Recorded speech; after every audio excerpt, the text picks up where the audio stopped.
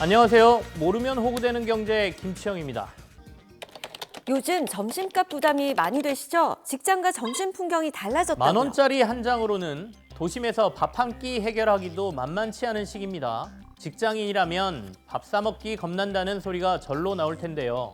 국내 경제가 휘청이면서 외식 물가가 천정부지로 치솟자 직장인들의 점심 문화도 바뀌고 있습니다.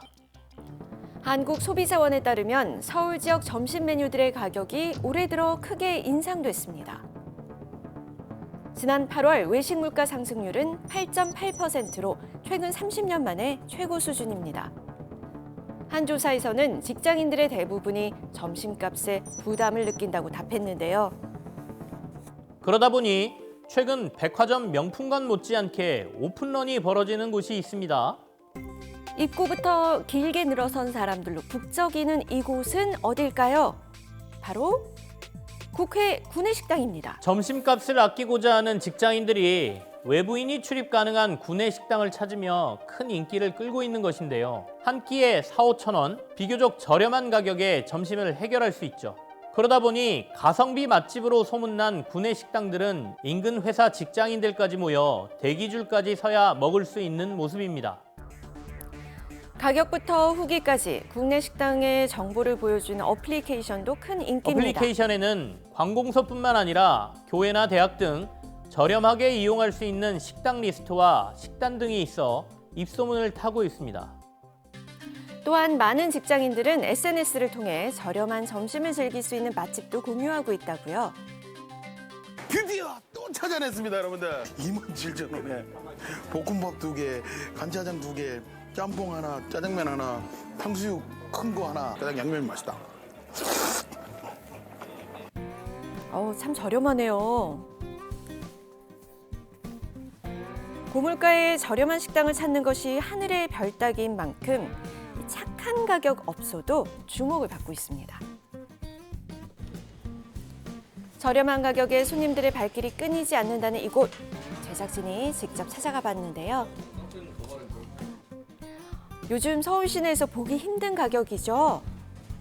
저렴한 가격에 맛까지 잡았다는데 든든한 한 끼에 점심시간이면 직장인들과 인근 대학생들까지 찾아온다고요. 회사 근처에서 먹으면 거의 한 10,000원씩은 나가거든요.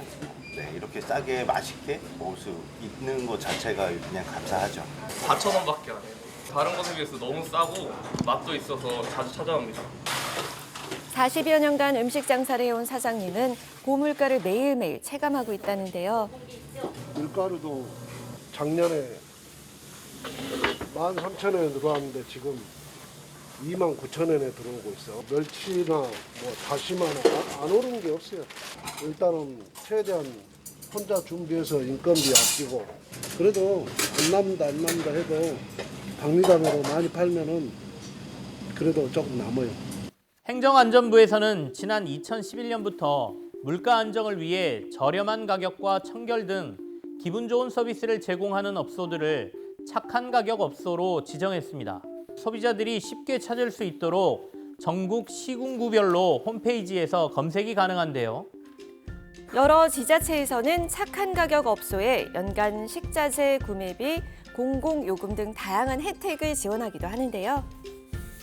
편의점 도시락과 대형마트의 반값 치킨의 유행, 여기에 직장인들의 저렴한 점심을 위한 오픈런, 인플레이션 시대의 단면을 여실히 보여주는데요. 문제는 이 상황이 길어질 수도 있다는 거죠. 경기마저 어려워지면 소비자들의 지갑은 더 다칠 텐데요. 적자를 걱정하면서도 손님에게 한결같은 가격과 맛을 제공해 물가 상승으로 힘든 소비자들의 주머니 사정에 보탬이 되고 있습니다. 매번 월급을 받아도 통장을 스쳐가는 이유가 있다고요.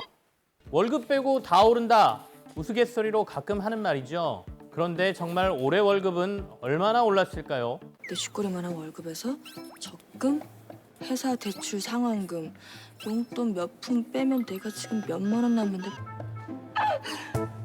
올해 1월에서 7월 1인당 월 평균 명목임금은 지난해 같은 기간보다 20만 1,000원이 올랐습니다.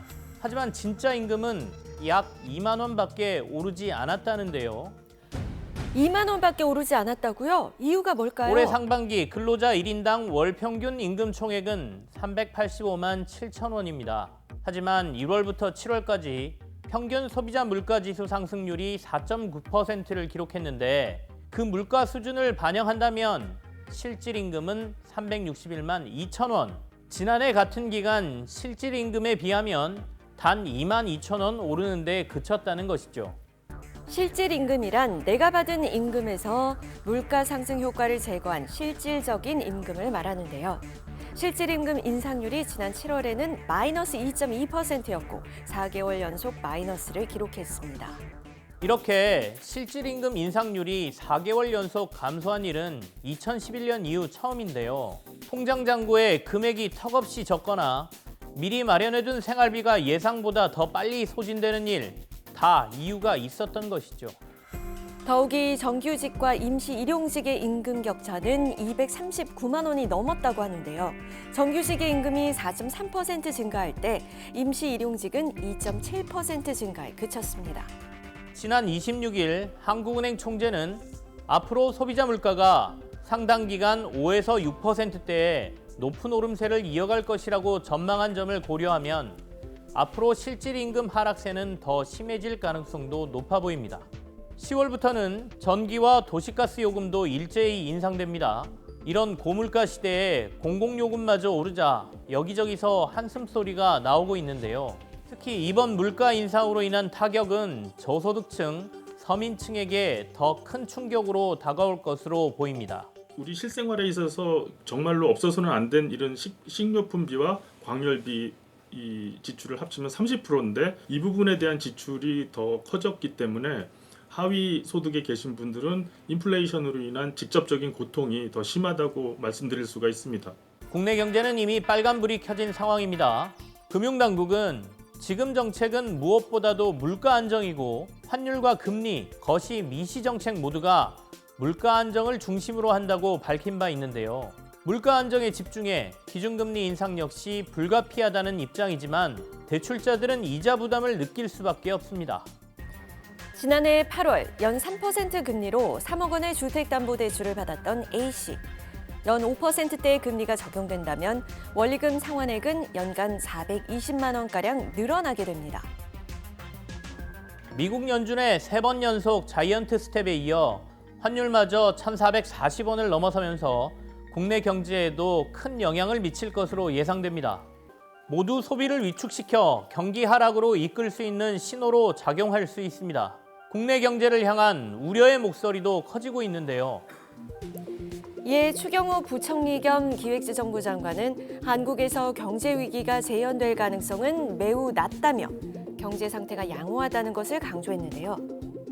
하지만 고물가, 고환율, 고금리까지 겹치며 경제 지표에 비상등이 켜지고 있는 상황, 대책 마련이 절실해 보입니다. 올해 초에 우리나라 정부나 한국은행 그리고 외국의 IMF나 OECD 같은 기관들에서는 우리나라 경제가 약 3% 성장하리라고 예상을 했습니다.